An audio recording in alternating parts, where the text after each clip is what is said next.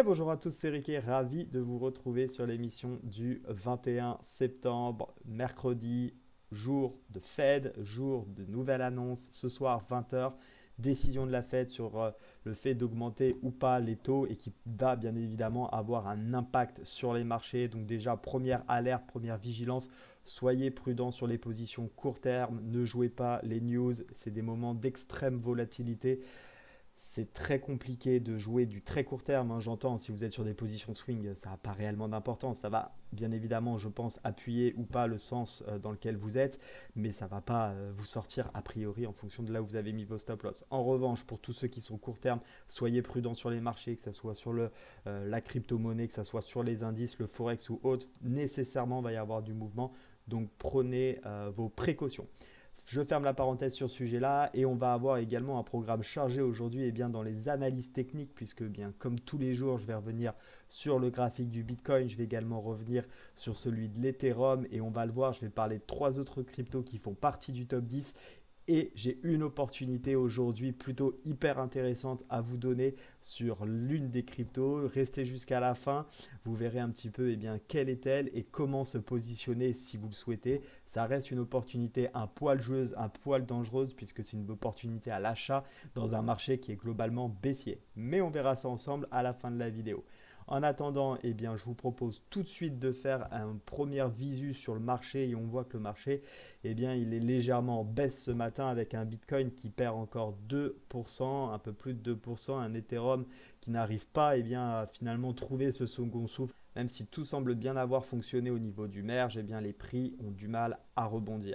Et puis ensuite, on va aller voir notamment le BNB qui perd 2%. On va aller voir un petit peu ce qui se passe sur cet actif. Il fait pas. Ok, on se retrouve donc sur le graphique du Bitcoin, toujours sur ce support. Finalement, le rebond qu'on avait potentiellement imaginé dans notre scénario hier n'a pas fonctionné. On voit bien tout simplement cette bougie baissière qui ravale la moitié en fait de la hausse, hein, grosso modo, et on est toujours sur cette zone des 19 000 très travaillé où on a toujours cette difficulté à passer le cap et on va voir un petit peu ce qui s'est passé dans les unités inférieures. C'est notamment ce qui m'a permis de prendre le signal puisque rappelez-vous, je vous ai dit moi sur le moyen terme, donc sur des positions swing trading, je suis ni acheteur ni vendeur parce que pour moi il faut tout simplement pour que je sois à l'achat, qu'on ait une cassure des 25 000 ici, enfin des 24 500 et pour qu'on soit à la vente, il faut qu'on vienne casser ce niveau des 17 641 en daily. Je suis descendu en 4 heures également hier pour analyser un petit peu le mouvement haussier qu'on avait eu. Et je vous avais dit attention, vigilance sur la zone de polarité. Je vous avais même proposé pour ceux qui étaient debout à 6 heures du matin qu'il y avait un trade qui était possible puisqu'on a effectivement ici un doji et une bougie qui confirment l'hésitation avec une reprise de la baisse sur la zone de polarité qui nous dit tout simplement on revient tester cette zone, on a envie de continuer la baisse, on se réappuie, les vendeurs se manifestent, les acheteurs n'arrivent pas à continuer finalement cette hausse de quelques bougies et on repart à la baisse. Ce qui m'a permis derrière de regarder un petit peu en une heure ce qu'on avait et tout simplement j'ai retracé cette dernière baisse et qu'est-ce que j'ai observé en une heure? Un canal, un drapeau, d'accord, qui est venu casser les 0,618, casser en essayant de rebondir sur le niveau des 0,5, on a tenté une nouvelle fois de repasser les 0,6, on n'a pas réussi, on a échoué une nouvelle fois sur la zone. C'était suffisant pour moi de prendre tout simplement le trade. C'est pourquoi j'ai donné sur le canal Telegram le trade suivant où j'ai dit positionnez-vous. Alors je peux vous montrer. Clac, clac, clac. Opportunité BTC Short. Vous voyez ici le drapeau, c'était du coup à 11h30 que j'ai donné le signal avec l'entrée, le stop loss, le take profit et effectivement j'ai expliqué qu'on avait le ratio de 1 qui avait été touché dans l'après-midi puisque je mets à jour les plans en expliquant, je crois que c'était par ici sur 15h30 qu'on avait la possibilité de passer break-even, que pour autant ce n'était pas une obligation parce qu'on était bien dans une belle tendance baissière et qu'on a la possibilité aussi de revenir chercher et de travailler un petit peu cette zone, donc les mouvements pourraient faire qu'on peut se faire sortir.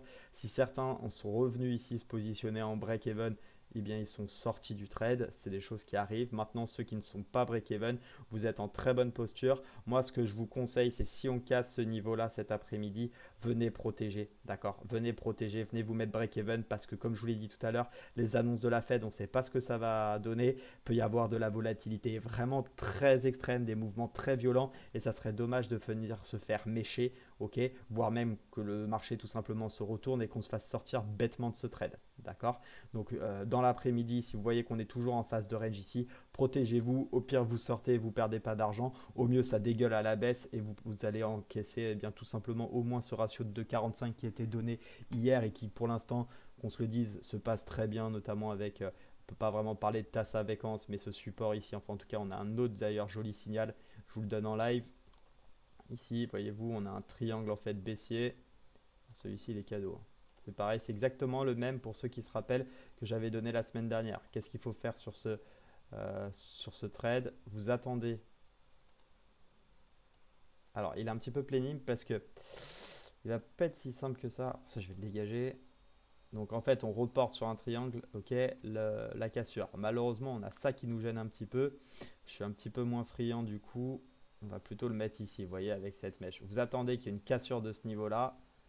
Dans ce cas-là, on a aussi un objectif qui est un poil plus grand théorique. Vous allez voir que c'est assez fun parce que je pense que ça va nous donner... Ah, c'est vraiment de la magie. Enfin, franchement, l'analyse technique, vous en faites ce que vous voulez. Mais en tout cas, l'objectif, ça revient sur les derniers plus bas. Donc, ça nous donne un objectif qui est cohérent. Dans ce cas-là, j'attends la cassure. D'accord? Donc, attendez une cassure au moins 15 minutes, voire 1 heure. Ça, c'est vous qui choisissez. Je pense que le 15 minutes sera suffisant. Vous attendez potentiellement la cassure. D'accord? Vous vient chercher cet objectif et le stop loss, eh bien, on vient le mettre un petit peu au-dessus. Il faut voir un petit peu la structure qui se fait, mais je pense qu'un stop loss, si ça se fait ici, ça va tout à fait de le mettre au niveau des 19 000, un petit peu au-dessus des 19 000, parce qu'a priori, si on casse ici, on n'a pas de volonté à revenir rebondir. On est dans la continuation baissière, on est en tendance, donc vous pouvez vous positionner facilement et prendre un objectif aussi de 2. Bien évidemment, c'est un trade qui n'a pas 100% de réussite. Je le rappelle, c'est également pas un conseil à un investissement, tout comme d'ailleurs l'ensemble de cette vidéo. C'est uniquement des plans que je vous partage avec des stratégies qui, moi, me permettent d'être rentable sur le long terme. Quand je dis qu'elles me permettent d'être rentable sur le long terme, ça ne veut pas dire que je gagne 100% de mes trades. J'encaisse des pertes et j'en encaisse assez régulièrement. En revanche, ce qui est sûr, c'est que quand je gagne beaucoup plus que je perds. Et vu que j'ai un win rate qui est suffisamment intéressant, eh bien, ça me permet tout simplement de largement payer mes pertes avec mes gains et en plus de dégager un profit. D'accord? Voyez-vous que par exemple sur cet exemple de 2, pour rappeler un petit peu le risque-reward, eh bien, il suffit de gagner une fois sur 3 pour être bon, pour au moins pas perdre d'argent. C'est logique, vous avez 100 euros, d'accord? Vous êtes prêt à perdre 100 euros et donc sur ce trade, ça veut dire que si vous le gagnez, vous allez gagner 200 euros. Vous gagnez une fois, vous êtes à plus de 100, vous perdez les 2 fois suivantes, vous êtes à 0. Moins 100, moins 100, ok? Donc 200, moins 200, la tête à Toto. Donc 0. Ce qui fait qu'il y a besoin d'être bon qu'une fois sur 3 pour être au minimum break-even, c'est-à-dire ne pas perdre d'argent. Ici, on a une configuration chartiste, un trade dans la tendance, un support qui lâcherait et on irait viser les derniers plus bas. Franchement, il y a de quoi effectivement trouver ce trade intéressant. Maintenant, il y en a peut-être qui vont se dire, mais je ne comprends pas, tu nous as dit que tu ne shorterais pas tant que on n'aurait pas cassé ce niveau-là. En effet, là, on est sur ce qu'on appelle de l'intraday. Je ne fais pas le même type de trading sur de l'intraday et sur du swing, d'accord? Donc, il y a des unités de temps qui sont différentes. J'ai des signaux qui sont différents en fonction des unités de temps sur lesquelles je suis. Et c'est pourquoi je suis capable de prendre de l'intraday, mais je ne vais pas me positionner en swing sur les crypto-monnaies. OK? Donc voilà pourquoi je prends des positions 15 minutes, mais cette position n'a pas pour objectif, vous l'avez bien compris, de durer éternellement. Moi, mon objectif ici, c'est tout simplement de me barrer sur le dernier plus bas, parce que derrière, eh bien, on peut très bien rebondir, on reste sur une zone de support long terme, donc on a quand même la présence des acheteurs qui peuvent se manifester, et c'est d'ailleurs ce qui s'est passé sur ce plus bas, c'est pourquoi je vais aller viser ce plus bas et pas autre chose. En tout cas, pour ce qu'il est du trade, je vous rappelle le trade qui est en cours, celui-ci, donc eh bien, on va laisser couler hein, tant qu'on n'a pas cassé. Et puis par contre, c'est sûr que cet après-midi, n'hésitez pas à passer break-even. Donc voilà pour le Bitcoin, pour l'instant, un petit peu statu quo par rapport à ce qu'on s'est dit hier. Tout simplement que le rebond n'a pas fonctionné. Donc encore une fois, très compliqué de se positionner acheteur. Maintenant qu'on a ce mouvement-là, qu'est-ce qui pourrait en être? En swing trading, je vous l'ai dit, ça sera la cassure eh bien, des 17 500, d'accord? J'attends une confirmation de la baisse et surtout qu'on vienne casser les derniers plus bas. Ça sera sur un signal daily. Maintenant, sur du plus court terme, qu'est-ce que je peux espérer? Bon, bah, à la baisse, j'estime qu'on est déjà bien positionné. Maintenant, très compliqué de prendre un short, ou alors il faudrait prendre du très court terme, ou alors juste le scénario que je vous ai donné juste avant, d'accord, ce triangle de continuation de baissière qui peut donner un ratio de 2, qui peut être aussi intéressant, mais il faudrait que l'objectif soit atteint avant ce soir, avant l'objectif, pardon, avant l'annonce de la Fed, parce qu'on pourrait avoir un moment de mouvement pardon, de volatilité qui nous bloquerait. En revanche, ce que je pourrais voir comme plan acheteur, pour parler un petit peu du plan achat, même si clairement je n'ai pas du tout envie de me positionner à l'achat actuellement, il y a tout de même un scénario qui pourrait m'intéresser à l'achat. C'est ce V-bottom qu'on a fait hier. On est peut-être tout simplement en train de le retravailler, d'accord? On est en train de retravailler cette zone. Si on arrive à se dégager et qu'on arrive à repartir, casser ses plus hauts à ce niveau-là, d'accord? Donc réintégrer la zone de polarité et se réappuyer dessus, alors je pourrais acheter effectivement ce niveau-là avec un stop loss sous les 0,6 qui aurait été la zone déjà travaillée ici, probablement, et puis aller chercher dans ce cas-là, dans un premier temps, ce niveau-là qui me donnera probablement pas un ratio de 2, mais je pourrais essayer de voir un petit peu, et bien peut-être comment affiner mon stop loss. Mon stop loss, je ne l'affinerai pas pour avoir un ratio de 2, d'accord? C'est juste voir s'il n'y a pas un creux qui s'est créé qui me permet d'avoir un ratio de 2. Je ne vais pas réduire mon stop loss pour avoir le ratio de 2. Si j'ai pas un ratio de 2 ici, je prends tout simplement pas le trade. Ou alors, je garde ce stop loss et je considère d'aller chercher cette zone qui avait été travaillée à ce niveau-là, voire plus haut sur eh bien, cet objectif. D'accord? Où là, effectivement, eh bien, on aura des ratios intéressants. Maintenant, la question, c'est est-ce qu'on pourra aller chercher? Il y a quelque chose d'intéressant ici, c'est l'objectif théorique qui serait au minimum déjà, si on casse le W, d'aller chercher a priori et ben, le milieu de ce range. Voilà. Donc pourquoi pas aussi. Maintenant, je trouve que c'est un petit peu au milieu de nulle part, cette zone. Ouais, pas vraiment une très belle zone pour moi, cette zone des 21 000. Bon, c'est le chiffre rond des 21 000, pourquoi pas. Mais je préférais plutôt aller travailler du coup le haut de la zone à 21 500. Donc voilà ce qu'il en est pour l'ami Bitcoin.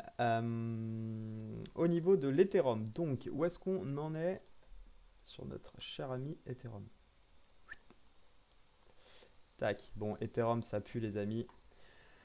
Ça pue, rappelez-vous, on a vu ce drapeau, on a vu cette épaule, tête-épaule pas terrible, mais qui ressemble quand même un peu à une épaule, tête-épaule. Moi, j'ai toujours mon objectif d'aller chercher au moins la zone. Alors, l'objectif théorique, hein, je le répète, mais on avait dit 1158, mais moi, j'ai plutôt cette zone en tête, là, là où ça avait bien tenu. Et je pense qu'on va finir par y aller, hein. Le rebond d'hier, enfin, cette bougie là qui avait montré un petit peu de présence acheteuse, c'est mort, on annule complètement hier. Très honnêtement, très compliqué de faire autre chose pour moi que d'être patient sur Ethereum. Pas de signal acheteur. Un éventuel signal vendeur court terme pourrait être tout simplement la continuité ici de la baisse, d'accord? Je n'achète pas cette baisse, bien évidemment. En revanche, un petit signal, un petit doji, comme on a vu tout à l'heure sur le Bitcoin, plus une bougie de confirmation, eh bien, je pourrais très bien mettre un stop loss à ce niveau-là. Ou alors ici, voyez-vous, derrière, d'ailleurs, elle est plus très... Cette droite, elle pourrait même nous servir, regardez, de résistance oblique. Donc imaginons qu'on ait une baisse ici, qu'on vienne bloquer, qu'on vienne rebondir sur cette résistance oblique, et bien mettre un stop loss au-dessus, prendre position par ici et aller chercher dans ce cas-là et bien les derniers plus bas, ce qui nous offrirait nécessairement un très beau ratio. Ça sera mon scénario short sur l'Ethereum. Mon scénario haussier, qu'est-ce qui peut être? Je vais enlever les petits dessins. Pour avoir plus de visibilité, c'est tout simplement qu'on arrive à tenir cette zone, d'accord, qu'on fait un petit peu le même type de configuration, qu'on s'extire de cette zone des 1400, enfin, jusqu'au 1407, on casse par le haut, d'accord, on se réappuie sur cette zone, dans ce cas-là, pareil, stop loss, objectif déjà, cette première zone grise que j'avais tracée, d'accord, ça, premier objectif. La deuxième, pourquoi pas aller chercher eh bien, cette droite qui pourrait tout simplement être un pullback aussi, d'accord, on pourrait très bien avoir un pullback un peu lointain, certes, mais ça peut exister, d'aller rechercher finalement cette droite qui va continuer à baisser, à monter, pardon, et nous, du coup, on se positionne ici en short avec un petit signal, un petit doji, un petit marteau, un petit avalement en termes de configuration de chandelier, et on repart rechercher ici ensuite la baisse. On prend le reverse en fait. Reverse, c'est vous êtes à l'achat, vous clôturez, vous passez dans l'autre sens. Attention, c'est assez technique, c'est assez compliqué, mais ça n'empêche que c'est un scénario qui serait idéal. Et puis si on réintègre ici, bah, qu'est-ce qu'on fait? Eh bien, on va chercher encore une nouvelle fois cette zone-là. C'est simple, le trading, c'est l'histoire se répète, on travaille des zones de prix. Donc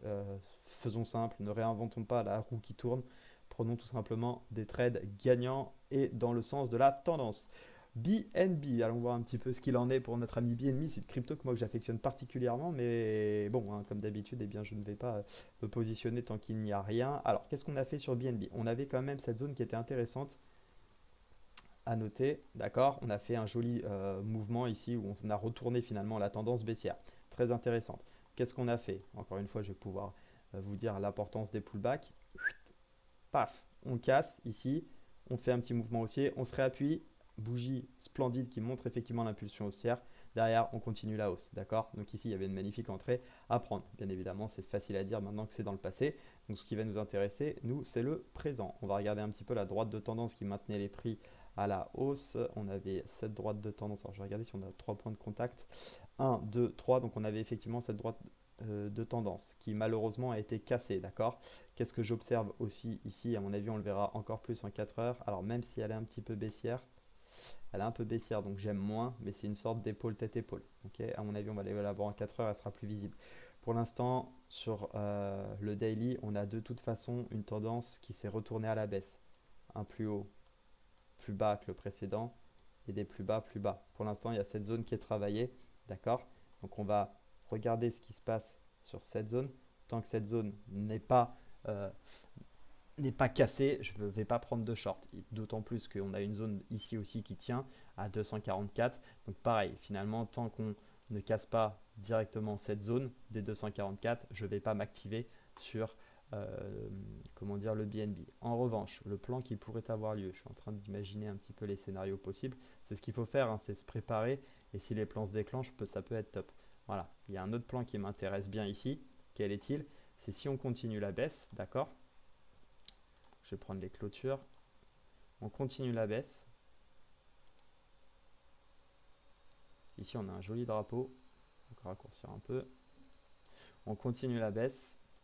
Moi, vous savez, c'est quoi l'objectif des drapeaux? C'est les 0,6 de Fibo. Les 0,6 se confondent avec la zone de support ici. D'accord? Donc, si on a quelque chose ici qui vient être travaillé et qu'on rebondit et qu'on arrive à casser un petit peu dans ce sens-là, que derrière, eh bien, on casse également cette résistance oblique qui est en train de se créer, qu'on se réappuie dessus, eh bien, je prendrai du coup un achat à ce niveau-là pour aller rechercher les derniers plus hauts avec un stop loss ici, ce qui nous donnera largement un ratio supérieur à 2. Donc voilà un petit peu mon plan acheteur que je peux avoir. Je pense que je ne prendrai pas de plan acheteur tant qu'on n'a pas fait ce type de mouvement. Ça ne veut pas dire que j'annule complètement l'idée d'être acheteur. Mais là, pour l'instant, on est baissier, donc pas d'intérêt d'être à la hausse. Chercher un short dans cette configuration, je trouve ça assez compliqué. Je préférais attendre qu'on casse ce niveau pour me dire ok, effectivement, on continue la baisse, puisque là, on a quand même des possibilités que ça tienne. Donc vigilance, en 4 heures, je parlais de l'épaule tête-épaule. Ah, elle est un peu plus jolie. Ah, bon, ouais, en 4 heures, si je prends les clôtures, elle est quand même plus sympa. Maintenant, enfin, elle est plus sympa en termes de structure, d'accord? On avait eu aussi, j'en profite, mais on avait eu aussi un super triple top ici. Bah, d'ailleurs, une épaule, tête, épaule. Voilà, celle-ci, elle était vraiment splendide pour le coup à travailler. Waouh, waouh. Un, 2, 3, cassure, pullback ici, splendide pullback. La chute. Ok, splendide. Maintenant, grosso modo, l'épaule, tête, épaule que je vois, c'est celle-ci. Ok. Mais bon, ça merguez. Ça merguez et c'est un petit peu chiant à trader, donc je ne vais pas la considérer. Surtout que maintenant elle a été cassée, invalidée, etc. Donc ne considérons pas, faisons du trading propre, c'est quand même le plus important. Donc voilà sur BNB. Au niveau de ADA, qu'est-ce qu'on va pouvoir dire? Alors j'espère que vous n'entendez pas, il y a des chiens qui aboient derrière moi. J'espère que ça ne vous dérange pas. Alors au niveau de ADA, on a une zone ici là qui est franchement en consolidation, d'accord? Qui est assez visible. Grosso modo, c'est ça. Bon, ADA, je vais pas m'éterniser, ça va être clair, il se passe rien. On est dans un range. Si vous voulez acheter très long terme, bon, ça reste une bonne zone parce qu'on voit que ça tient une fois, 2 fois, 3 fois, 4 fois. Ici, ça a été bien travaillé. On est encore en train de travailler. Maintenant, on reste dans une tendance profonde baissière. Acheter comme ça, bon, pourquoi pas acheter la zone avec un stop loss où vous savez qu'il y a de fortes chances que vous veniez tout de même vous faire stopper. D'accord? Sinon, l'autre possibilité, ça va être plus court terme, c'est si on vient casser ce niveau-là. Maintenant, attention, ce niveau-là représente le milieu de range quasiment. Donc, il y a forte chance qu'il y ait aussi des fake out. Personnellement, je ne le prendrai pas. Et le plus prudent, eh bien, ça reste tout simplement d'attendre la cassure de ce niveau-là, ok, qui montrerait tout simplement que là, on a une belle phase d'accumulation. Et donc, Pour ceux qui connaissent un petit peu la théorie de dos, ça a été expliqué par Weinstein dans son livre que je recommande à tout le monde. Le livre s'appelle Comment être gagnant en bourse, je crois. Je le recommande, il est vraiment top de chez top. Une petite alerte, action. C'est tout simplement qu'ici on a une phase 1, d'accord. Ça c'est la phase 1, c'est la phase d'accumulation. Et ensuite, si on vient créer un nouveau plus haut ici, eh bien on démarrait du coup une phase 2 avant de pouvoir bien, profiter de la hausse, d'avoir une phase 3 ici qui est la phase de distribution et dans laquelle il faudrait dans ce cas-là sortir. D'accord. Enfin, je la mets ici, mais bien évidemment, j'ai aucune idée de quel prix elle sera, mais graphiquement, ça ressemble à ça. Phase d'accumulation en 1, phase d'expansion en 2, phase de distribution en 3. Donc nous, l'objectif, c'est d'essayer de rentrer finalement en swing trading sur le début de la phase d'accélération. D'accord. Donc ça sera à peu près ce niveau-là sur la zone des 0,6367.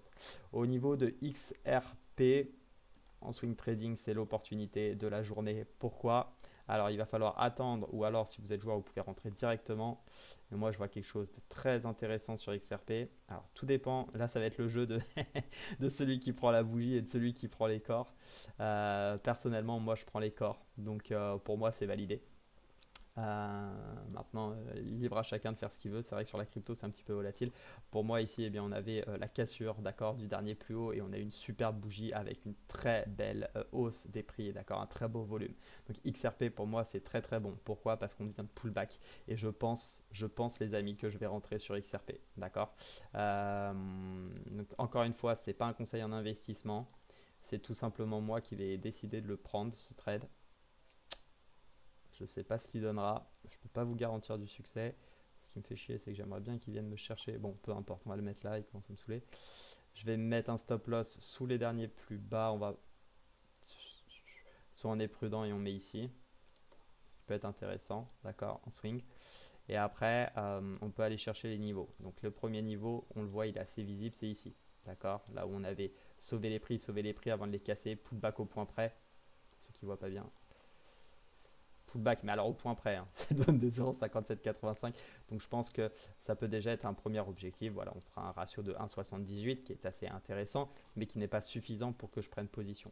Enfin, du moins pour que je prenne profit. Donc on pourrait tout à fait imaginer que si on vient toucher cette zone, eh bien on peut au moins passer break-even ou quelque chose dans ce style. Ensuite, mon deuxième objectif, eh bien, ça sera les derniers plus hauts à ce niveau-là. Et là, j'ai un ratio de 4,46. Maintenant, ça revient quasiment à faire plus de 100% de hausse. Ça vient à 120% de hausse. Donc, il faut bien se dire que ça risque pas de se faire en un seul coup, sauf annonce énorme de XRP. D'accord, ça, je ne peux pas le prévoir. Je suis pas devin. Malheureusement, j'aimerais bien, mais c'est pas le cas. Donc voilà un petit peu ce que je vous propose sur XRP. En termes de plan, je le trouve vraiment superbe. Après, il y a aussi une autre possibilité, c'est d'aller descendre un peu plus en 4 heures et voir si on n'a pas un mouvement un peu plus intéressant. Effectivement, ici, on a eu la belle accélération, on est en train de pullback et il y a autre chose qui pourrait aussi nous dire que si on vient casser ce plus bas là, finalement, on inverserait la tendance qui nous permet d'avoir un meilleur stop loss et du coup d'avoir une zone bien plus intéressante qu'on vient chercher ici avec un ratio de 3,62. Je pense les amis que je vais plutôt partir là-dessus puisque on a cette phase d'accumulation avec un plus haut qui est de nouveau plus haut, des plus bas qui sont de nouveau plus bas. On est en train de pullback cette zone là qui est l'ancien plus haut ici. Une belle dynamique qui se monte, les moyennes mobiles 4 heures qui sont bien inclinées. Donc je pense les amis rentrer sur XRP sur la zone des... je vais essayer de prendre... je vais essayer d'attendre quand même. Ouais, ou alors, effectivement, il est en train de pullback cette zone. Je vais rentrer ici sur les 0,3959. Je vais aller mettre mon ordre. Je vais quand même pas chipoter. Je vais attendre un poil plus. Voilà. Je vais aller mettre ici le stop loss à 0,3343 et je vais aller chercher. Je m'arrêterai là pour ma part sur les 0,785 avec un ratio de quasiment 3. Voilà pour ce qu'il en est sur la crypto. J'espère que ça vous a plu. J'espère que l'opportunité XRP vous intéresse. Bien évidemment, ce n'est pas un conseil en investissement. Je le dis, je le répète, soyez prudents sur les marchés. On a, malgré les signaux qu'on a sur XRP, n'oubliez pas que le marché est très baissier. Donc on a quand même des chances que ce plan ne fonctionne pas. C'est toujours plus simple d'être à l'achat quand tout pousse à la hausse. Là, on est plutôt sur un marché baissier. Maintenant, quand il y a des configurations, faut savoir aussi intervenir sur les marchés. Voyez-vous ici, par exemple, on avait une très belle cassure et ça a échoué. Donc, c'est pour vous montrer que ça peut encore rater. Maintenant, je connais, je connais suffisamment les mouvements de prix pour savoir que ce signal, si je le prends 200 fois, je vais gagner plus de 50, plus de 100 fois. Ça, c'est sûr et certain. Donc, c'est pourquoi je vais me positionner aujourd'hui Soyez prudents sur les marchés, je le répète, 20h annonce de la Fed, donc protégez vos positions court terme intraday si vous êtes en position à ce moment-là. C'est tout ce que je peux vous dire. Enfin, en tout cas, moi, c'est ce que je ferai.